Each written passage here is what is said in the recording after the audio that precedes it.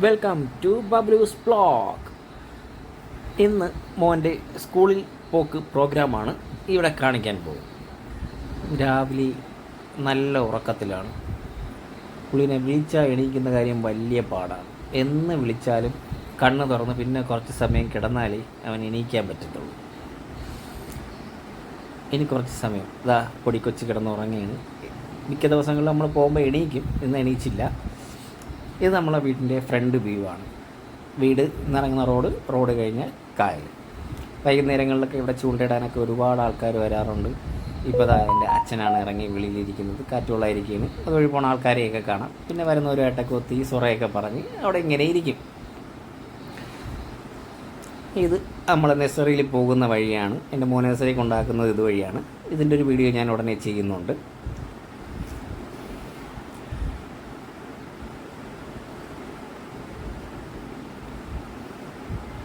ഇതാണ് വീട്.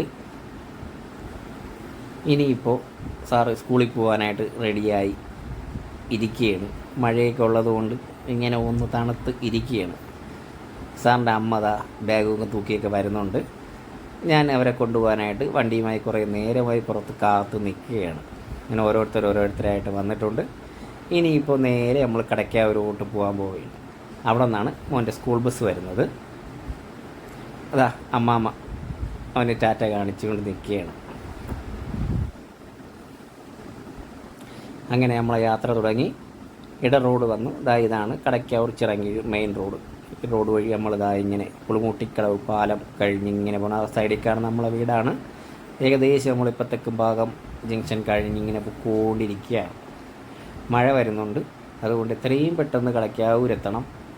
ഇല്ലെങ്കിൽ മഴ നനഞ്ഞ് യൂണിഫോമും സ്കൂൾ ബാഗും എല്ലാം കുളമാകും. അങ്ങനെ ഏകദേശം നമ്മൾ ചിക്കാലവിളാകം ജംഗ്ഷൻ എത്താറായിട്ടുണ്ട്. ഇനി ഒരു 5 മിനിറ്റും കൂടിയൊക്കെ ഉള്ളൂ നമ്മുടെ വീടെത്തേണ്ടത്. അത് നമ്മൾ ചിക്കാലവിളാകം ജംഗ്ഷൻ കഴിഞ്ഞ് പഴയ കടയ്ക്കാവൂർ മാർക്കറ്റ് ഒക്കെ കഴിഞ്ഞ് മീരാങ്കടവ് പാലത്തിൻ്റെ അടുത്തെത്തി. ഇവിടെ നിന്ന് റൈറ്റിലോട്ട് തിരിഞ്ഞ് പക്കം പോകുന്ന റോഡിലാണ് നമ്മുടെ വീട്. ഈ റോഡ് ഒത്തിരി മോശമാണ്. ഒത്തിരി എന്നല്ല, ഒരു 10 വർഷത്തിനിടയ്ക്ക് ഒരു പ്രാവശ്യമറ്റമാണ് ടാർ ചെയ്തിട്ടുള്ളത്. അങ്ങനെ നമ്മളത് ഏകദേശം വീട്ടിൻ്റെ അടുത്തെത്തി. ഒരു ചെറിയൊരു ഷീറ്റ് കണക്ക് കാണുന്നൊരു കടയുണ്ട്, അതാണ് നമ്മുടെ വീട്. ഇതാണ് വീട്. ഇനിയിപ്പോൾ ഇതിൻ്റെ അടുത്തൊരു കൊച്ചു കടയുണ്ട്. എൻ്റെ അമ്മയുടെ ഹൈപ്പർ മാർക്കറ്റാണ്. കൊച്ചു സാധനങ്ങളും കൊച്ചു മുട്ടായികളും അങ്ങനെയുള്ള ഐറ്റംസൊക്കെ ആയിട്ട് അമ്മയുടെ ഇരിപ്പുണ്ട്.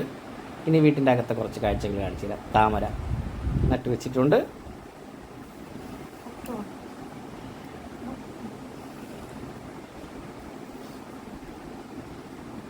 താമര ഇടയ്ക്കിടയ്ക്ക് പൂക്കാറുണ്ട്. പിന്നെ വളം കാര്യങ്ങളൊന്നും അങ്ങനെ ചെയ്യാത്തതുകൊണ്ട് അത് ഭയങ്കര പുഷ്ടിയായിട്ടൊന്നും അല്ല വളർന്ന് നിൽക്കുന്നത്.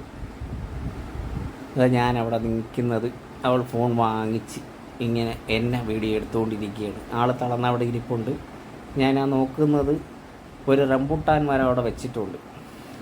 കുറേ വർഷമായി. എല്ലാ വർഷത്തിലും സീസൺ സമയമാകുമ്പോൾ അത് പൂക്കും. സീസൺ കഴിയാറാകുമ്പോൾ പൂ മൊത്തം പൊഴിഞ്ഞു പോയി അങ്ങ് പോകും. ഒരു കാ പോലും ഇതുവരെ കിട്ടിയിട്ടില്ല. അതുകൊണ്ട് ഞാൻ അങ്ങനെ അതിനെ നിരീക്ഷിച്ചു കൊണ്ടിരിക്കുകയാണ്. അടുത്ത വർഷമെങ്കിലും കായ്ക്കുമെന്നുള്ളൊരു പ്രതീക്ഷയിൽ ഇങ്ങനെ നിർത്തിയിരിക്കുകയാണ്. ഇത് അമ്മയുടെ ഹൈപ്പർ മാർക്കറ്റിൻ്റെ ഫ്രണ്ടിൽ സ്ഥിരം വരുന്ന കസ്റ്റമറാണ്.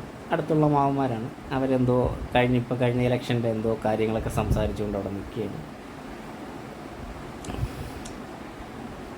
ഇനിയിപ്പോൾ ഇവിടെ നിന്ന് 2 പേരും കൂടി വരാറുണ്ട്. എൻ്റെ അനിയത്തിയുടെ 2 മക്കളും വരാറുണ്ട്. അവർ വരുന്നോ ഇല്ലയോ എന്ന് നോക്കിയുള്ള നിപ്പാണ്. അവരും കൂടി വന്ന് 3 പേരും കൂടി ഇവിടെ നിന്നാണ് ബസ്സിൽ പോകുന്നത്. ഈ വരുന്നതും എൻ്റെ ഒരു റിലേറ്റീവാണ്, എൻ്റെ ഒരു അപ്പച്ചിയാണ് ഈ പോകുന്നത്. കാത്തുനിന്ന ആൾക്കാർ വരുന്നുണ്ട്. അവരെ വീട് ഒത്തിരി അപ്പുറത്താണ്. അവിടെ നിന്ന് 2 പേരെയും കൂടെ സ്കൂട്ടിയിൽ കൊണ്ടുവരികയാണ്.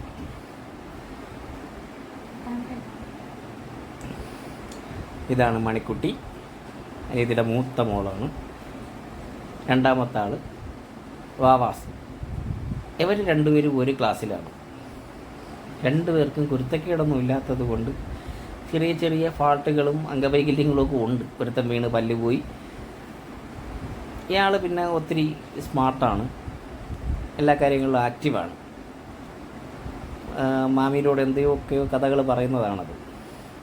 മാമി കൊണ്ടുപോയി മേക്കാത് കുത്തി അത് പഴുത്ത് അത് വേദന എടുത്ത് സഹിക്കാൻ വയ്യ. അതിൻ്റെ രംഗങ്ങളാണ് ആ കാണുന്നത്. കമ്മൽ ഊരാനോ ഇടാനോ ഒക്കെ ഉള്ള ശ്രമങ്ങളാണ് നടത്തുന്നത്.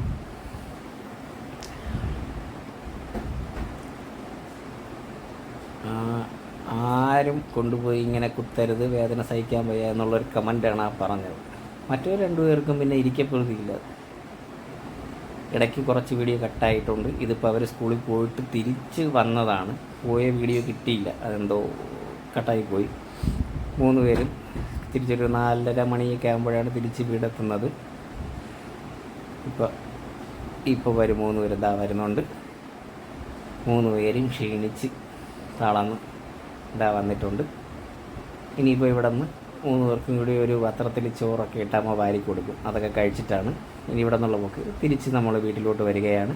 വീടെത്തറായപ്പോൾ ചെറിയ ചാറ്റൽ മഴയുണ്ട്. മഴയ്ക്ക് മുമ്പ് എങ്ങനെയെങ്കിലും വീടിനകത്ത് കയറണം, അല്ലെങ്കിൽ ചെറുക്കൻ്റെ സ്കൂൾ ബാഗ് മൊത്തം നനഞ്ഞ് ആകെ ഒരു പരിവാവും. അങ്ങനെ ഏതാ വീടെത്തിയിട്ടുണ്ട്. ഞാനും മോനും അകത്ത് കയറി ബാഗ് നനയാതെ അകത്തെത്തിച്ചു. അവൾക്ക് പിന്നെ മഴ ഒരു വീക്ക്നെസ് ആയതുകൊണ്ട് അവൾ അവിടെ നിന്ന് മഴയുടെ വീഡിയോയും ഒക്കെ എടുത്തുകൊണ്ട് നിൽക്കുന്നതാണ് നിങ്ങളെ കാണുന്നത്. മാവിൻ്റെ അവിടെ ഒരു ഫ്രണ്ടിലൊരു മാവ് നിൽപ്പുണ്ട്. അതിൻ്റെ അടിയിൽ കയറി മഴ നനയാതെ നിന്നാണ് ഈ വീഡിയോ എടുക്കുന്നത്. എന്തായാലും മഴ ഉറച്ച് വരുന്നുണ്ട്. ഇതാ കാണുന്നതാണ് പുളിമൂട്ടിക്കടവ് പാലം. മുമ്പ് വള്ളംകളിയും കാര്യങ്ങളൊക്കെ ഉണ്ടായിരുന്നതാണ്.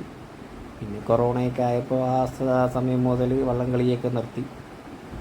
ഇപ്പോൾ കുറേ 5 തെങ്ങ് ഹാർബറിൽ പോകുന്ന ബോട്ടുകളും കാര്യങ്ങളൊക്കെ കൊണ്ടടുപ്പിച്ച് ഇടുന്നതാണ് അവിടെ.